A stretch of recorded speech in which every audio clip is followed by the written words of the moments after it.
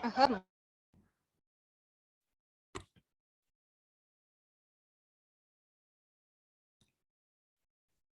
Halo, selamat pagi semuanya. Pagi, Pak.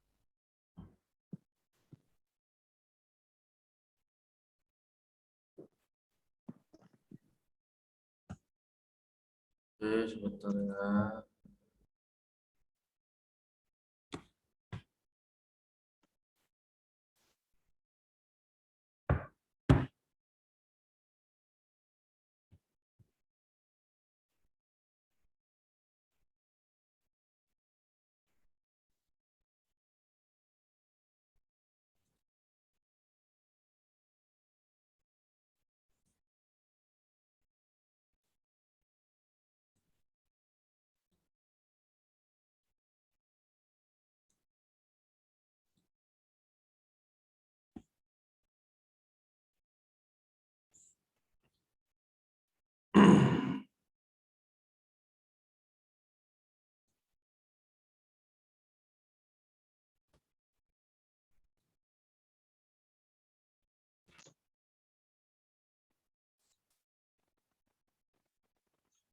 Oke, baik, kita mulaikan perkuliahan kita pada hari ini. Pertemuan ke-10. Mudah-mudahan semua dalam keadaan sehat walafiat. Assalamualaikum warahmatullahi wabarakatuh. Waalaikumsalam warahmatullahi wabarakatuh. Alhamdulillah, hari ini sudah langsung banyak yang masuk, ada 11 orang. Luar biasa, ya kan? Untuk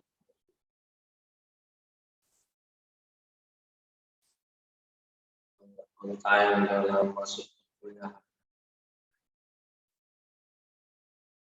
Nah, saya sudah lihat di grup untuk nama-nama yang sudah yang ketemu bagian grupnya, silakan sudah bisa dikerjakan dan sambil berjalannya waktu. Kalau diprediksi kita UAS di akhir Desember, yang mati tugas saudara terakhir nantinya dikumpulkan di pertengahan Desember. Masih ada kurang 1 bulan untuk mengerjakannya. Kalau memang rajin mengerjakan, saya rasa 1 hari siang. Kalau rajin mengerjakannya. Tapi kalau sambilan, ya 1 bulan pun waktunya masih kurang. Tidak masalah. Oke, nah, sesuai dengan silabus pertemuan hari ini kita akan membahas bagaimana perencanaan dalam peraturan perundang-undangan. Kalau pertemuan yang lalu, ya kan, bagaimana prosesnya. Nah, dari proses malam itu, inilah kita akan bahas satu persatu bagaimana perencanaan dalam pembentukan peraturan perundang-undangan.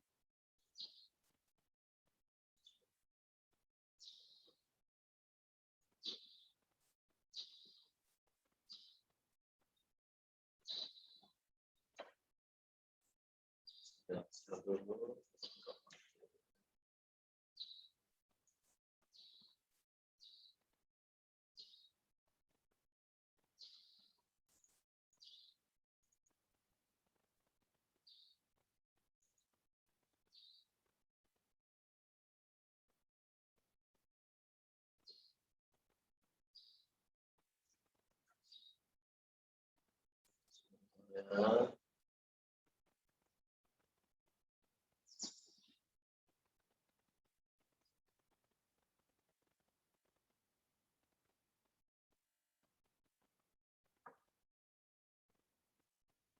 Masih login.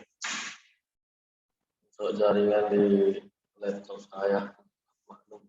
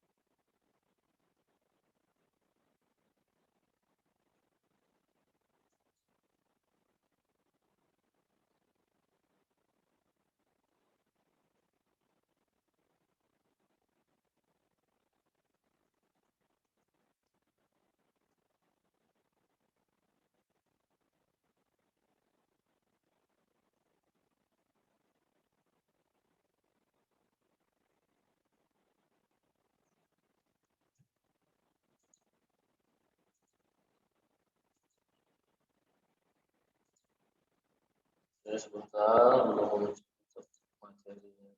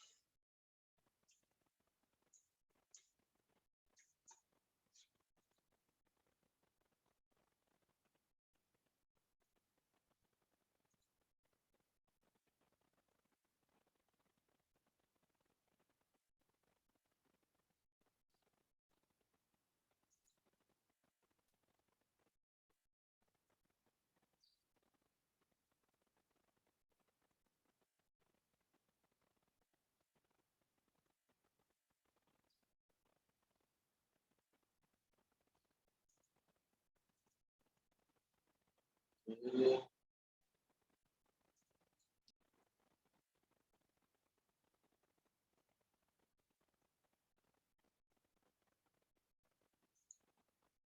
nah, namun sebelumnya kita share dulu sebelum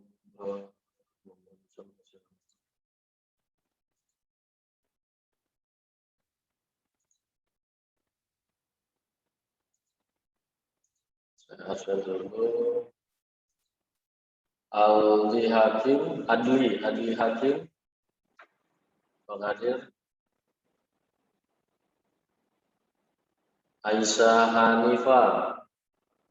Hadir, Pak. Baik. Altika Mustika Sari. Hadir, Bapak. Baik. Alwi Shihab.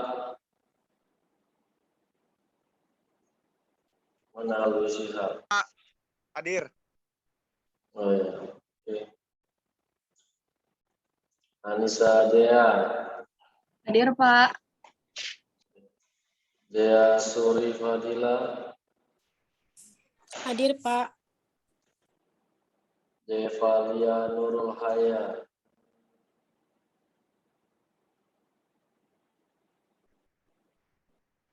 Belum hadir ya, si Nurul.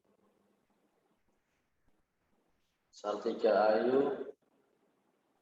Hadir, Pak. Sartika Putri. Hadir, Pak. Dinda Wulan Ramadhani. Hadir, Pak. Elwin Berkat Abadi Hulu. Hadir, Pak. Ya. Fadila. Belum masuk ya. Harun Firman Kurniansa. Hidayatul Fitria. Hadir, Pak. Indra Tedi Herianto. Kesani. Hadir, Pak. Marihot Cipayung. Nadia Nur Amira. Masuk. Nurul Andini.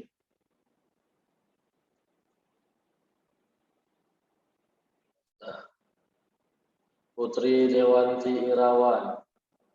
Hadir, Pak.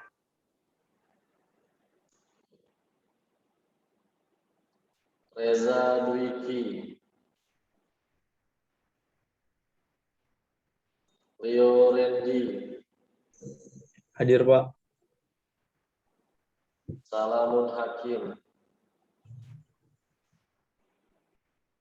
Mana nih biasa masuknya? Belum ada. Siti Rohmaya Banjar.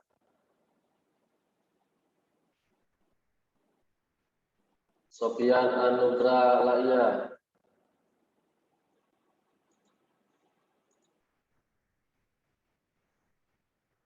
Safira Ardari.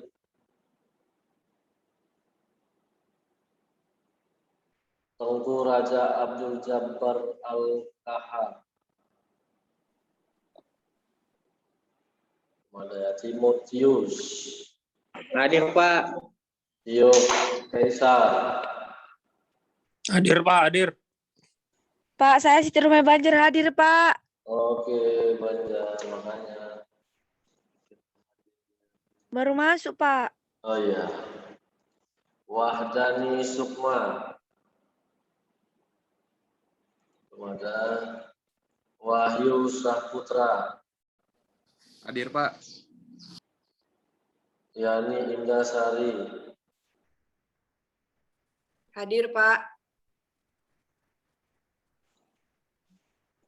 Yeni Afriza. Hadir, Pak. Baik, nanti berikan waktu.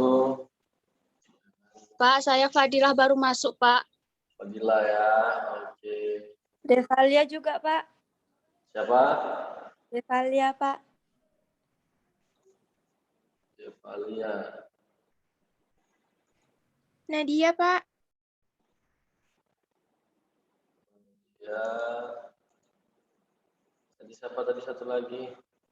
Nadia, Pak. Ya, Nadia sama Deva tadi siapa? Fadila ya. Iya, Pak. Saya juga, Pak. Harun. Harun. Harun Al-Rasyid. Harun Firman Kurniasa. Oke, baik. Sudah luar biasa. Semakin hari semakin banyak yang masuk, walaupun ternyata hampir mayoritas di sini kelas malam ya seharusnya. Tapi dibuat ya mata kuliahnya pagi ya kan. Kalau saya lihat karyawan satu dari absensi. Ya, rata-rata kalau saya lihat saudara masih fokus untuk kuliah.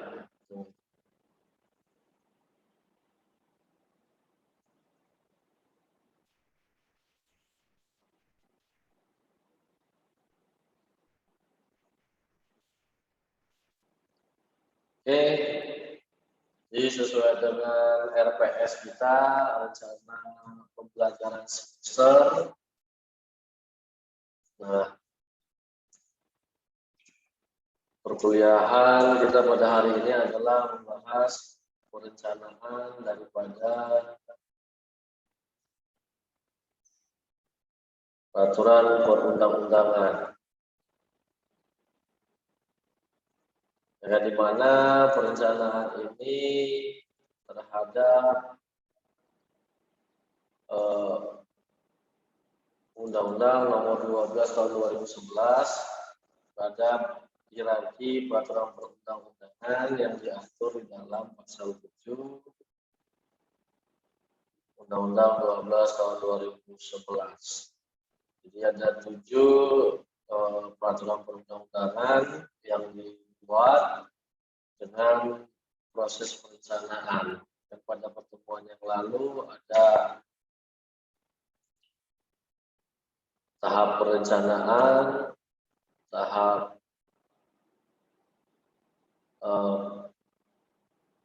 pembahasan, tahap persetujuan, tahap pengundangan, hingga nantinya pelaksanaan daripada peraturan perundang-undangan tersebut. Nah, bagaimana untuk perencanaan dari sebuah peraturan perundang-undangan? Tentu saja antara yang satu dengan yang lain tidak akan bersamaan perencanaannya. Disesuaikan dengan tingkatan daripada peraturan perundang-undangan tersebut. Apabila yang dilakukan perencanaan adalah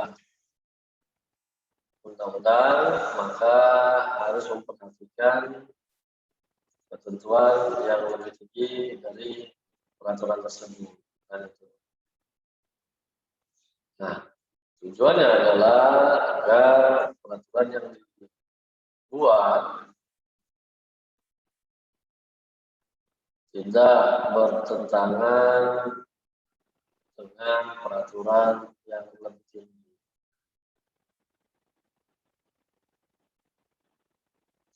Nah, pada pertemuan yang lalu kita telah membahas bahwa dalam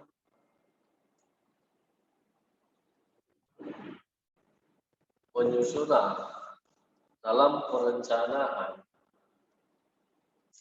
dari suatu peraturan perundang-undangan,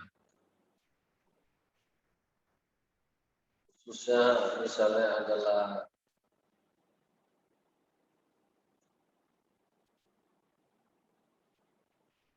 undang-undang, maka harus dimuat terlebih dahulu program legislasi nasional.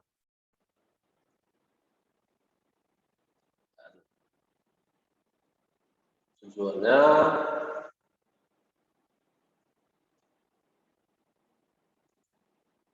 untuk menentukan apa-apa saja pekerjaan dari anggota DPR pada periode tersebut. Jadi sudah terstruktur pembahasan peraturan perundang-undangan yang harus dilakukan selama masa jabatannya. Misalnya pada periode ini 2019 sampai dengan 2024.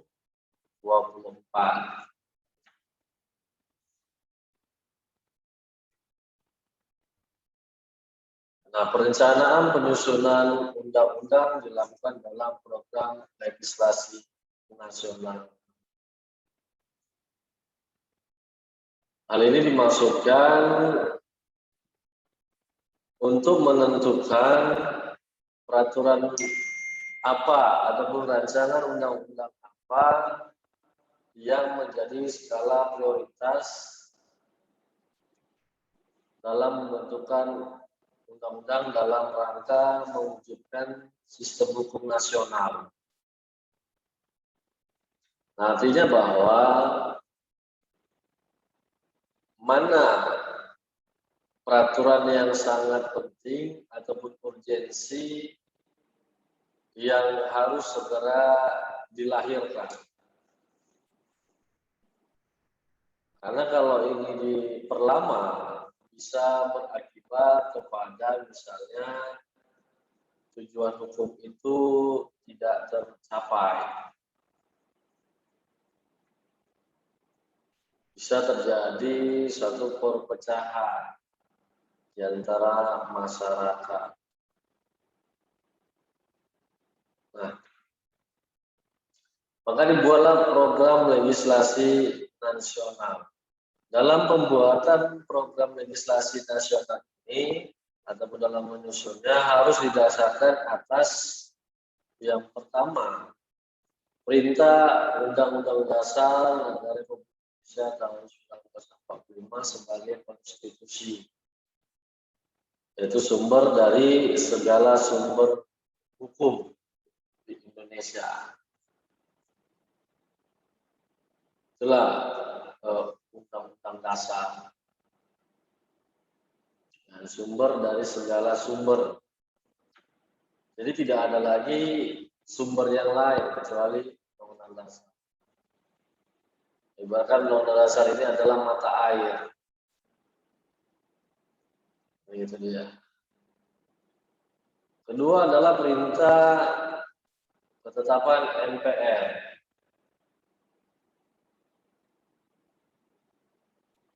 Sebagaimana diatur di dalam Undang-Undang 12 tahun 2011. Kemudian perintah undang-undang lainnya. Misalnya ada satu klausul atau satu pasal atau materi muatan yang berbunyi ketentuan mengenai tata cara bla bla bla akan ditetapkan dalam undang-undang dengan peraturan perundang-undangan lainnya. Nah, ada seperti itu klausulnya. Saya ambil contoh adalah Undang-Undang Ketenagakerjaan. Dari Undang-Undang Ketenagakerjaan 13 tahun 2003 lahir Undang-Undang Penyelesaian Perselisihan Hubungan Industrial. Undang-Undang Nomor 2 tahun 2004. Itu amanat daripada Undang-Undang 13 tentang perselisihan sama PHK yang diatur di dalam Undang-Undang 13 tahun 2003. Nah, oleh Undang-Undang 2 2004 ternyata perselisihan itu bukan hanya mengenai keputusan hubungan kerja. Ternyata banyak perselisihan lain, ada berapa? Ada 4 jenis perselisihan sehingga ini harus diatur di dalam sebuah undang-undang. Dibuatlah Undang-Undang Nomor 2 tahun 2004 tentang penyelesaian perselisihan hubungan industrial. Di dalamnya mencakup perselisihan hak, kepentingan, pemutusan hubungan kerja, dan perselisihan antar serikat pekerja atau buruh dalam satu perusahaan. Itu dia. Ada perintah undang-undang lain untuk membentuk daripada peraturan perundang-undangan. Apalagi misalnya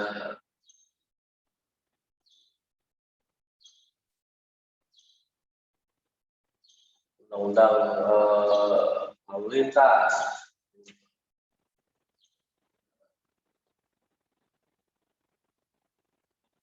Yang keempat adalah sistem perencanaan pembangunan nasional.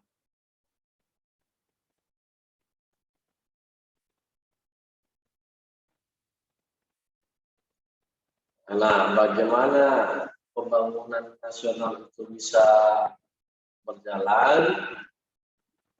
Maka harus ada suatu regulasi sebagai pegangan daripada pemerintah ataupun kepala negara dalam melaksanakan pembangunan nasional tersebut tidak mencederai daripada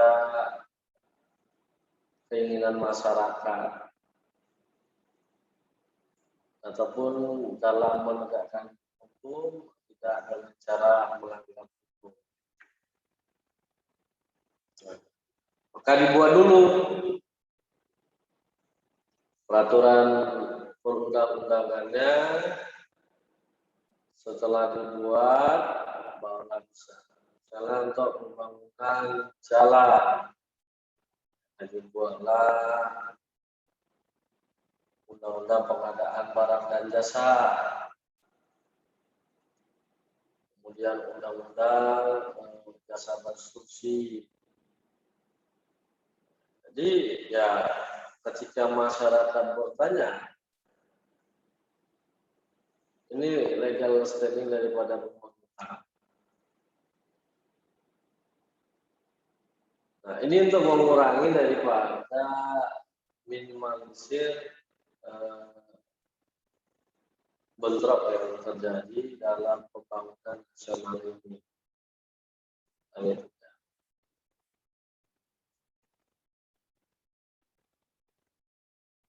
Yang keenam adalah didasarkan atas rencana pembangunan jangka panjang nasional.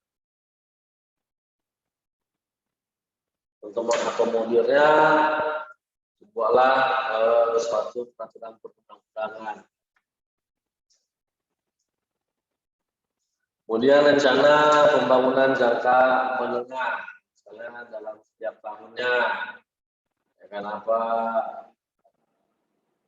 rencana yang mau dilakukan. Ketujuh, rencana kerja pemerintah dan rencana strategis DPR.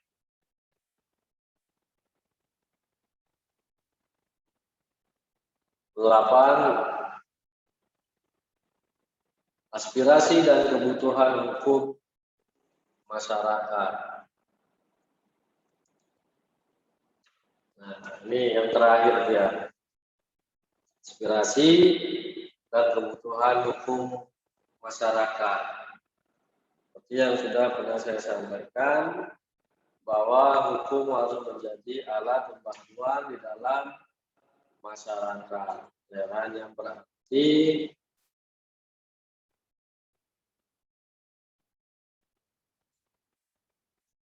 tidak boleh ada tindakan-tindakan yang dilakukan oleh masyarakat itu tidak di-cover ataupun tidak dimuat di dalam suatu peraturan perundang-undangan. Jadi terkadang pendapat daripada masyarakat ini salah gitu. Nah, kebutuhan hukum masyarakat itu sangat didominasi dalam perencanaan penyusunan program legislasi nasional.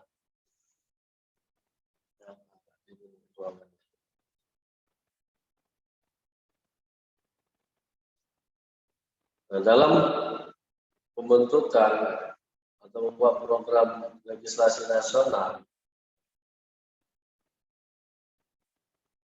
ada 3 yang harus dimuat dalamnya.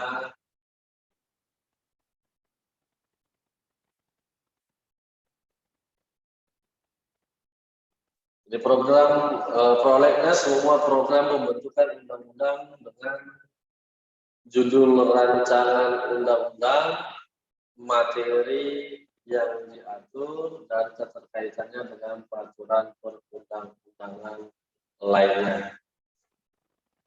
Apa judulnya dalam prolegnas? Rancangan undang-undang nomor titik-titik tahun 2 titik-titik tentang gitu. Tentang cipta kerja misalnya. Nah, kemudian apa keterkaitannya dengan peraturan perundang-undangan lainnya? Seperti tadi Undang-Undang 2 tahun 2004 ada kaitannya dengan Undang-Undang 13 tahun 2003 gitu. Nah, jadi ada kaitannya dengan undang-undang lain.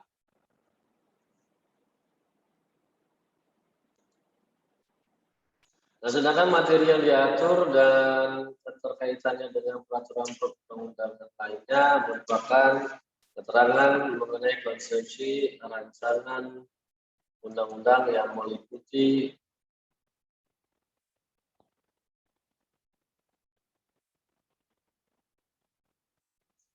satu latar belakang dan tujuan penyusunan. Kedua, sasaran yang ingin diwujudkan.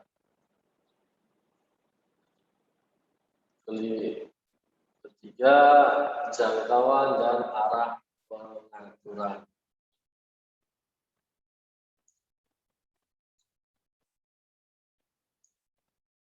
Nah, latar belakang, jadi harus ada yang menjadi dasar apa sih alasan-alasan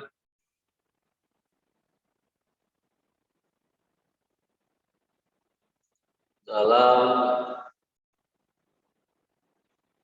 membuat konsep rancangan undang-undang.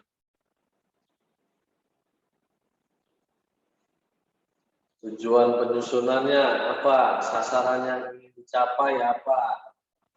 Nah, dari 3 konsepsi ini, itulah dituangkan dalam sebuah naskah akademik.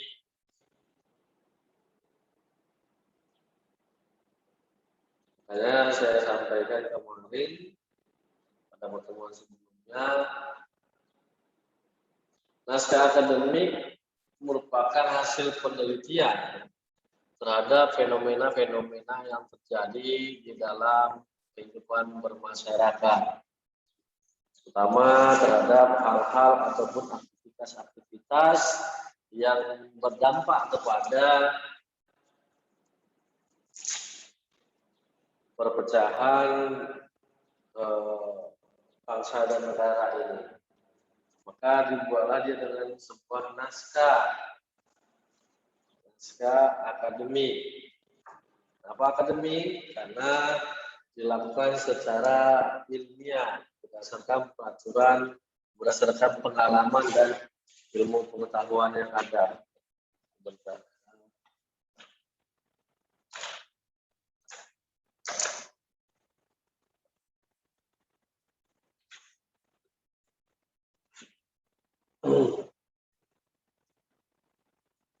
Nah, jadi pengkajian dan penyelarasan dituangkan di dalam naskah akademik. Pengkajian dan penyelarasan ini dimaksudkan adalah untuk proses mengetahui keterkaitan materi yang akan diatur dengan peraturan perundang-undangan lainnya, baik yang vertikal maupun horizontal, sehingga dapat mencegah tumpang tindih pengaturan atau kewenangan. Jadi naskah akademik dibuat secara melalui proses pengkajian dan penyelarasan. Pengkajian dan penyelarasan yang dimaksud ini adalah untuk mengetahui keterkaitan materi yang akan diatur dengan peraturan perundang-undangan lain, baik yang vertikal ataupun yang lebih tinggi maupun yang horizontal, sejajar. Kalau vertikal nanti pada undang-undang dasar dan itu secara horizontal inilah mengacu kepada peraturan perundang-undangan yang sudah ada, undang-undang yang sudah ada, apakah ini merupakan pengembangan ataupun perubahan ataupun hal-hal yang lainnya.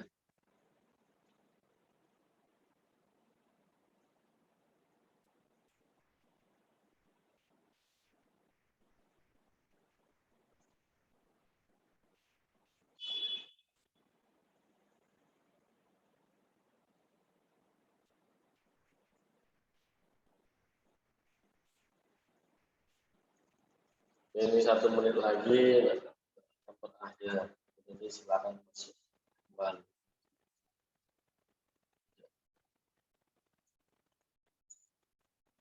Adapun penyusunan prolegnas dilaksanakan oleh DPR dan pemerintah seperti yang kita bahas pada pertemuan yang lalu. Yang prolegnas dibuat oleh DPR dan pemerintah. Nah, prolegnas ditetapkan untuk jangka menengah dan tahunan berdasarkan skala prioritas menentukan rancangan undang-undang. Nah, ada skala menengah dan ada tahunan. Seperti itu.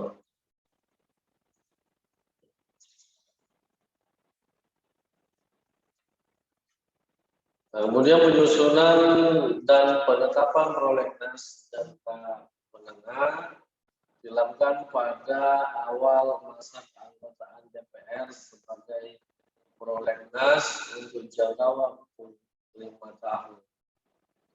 Jadi ada jangka menengah maupun tahunan. Jadi di awal pada masa para DPR tersebut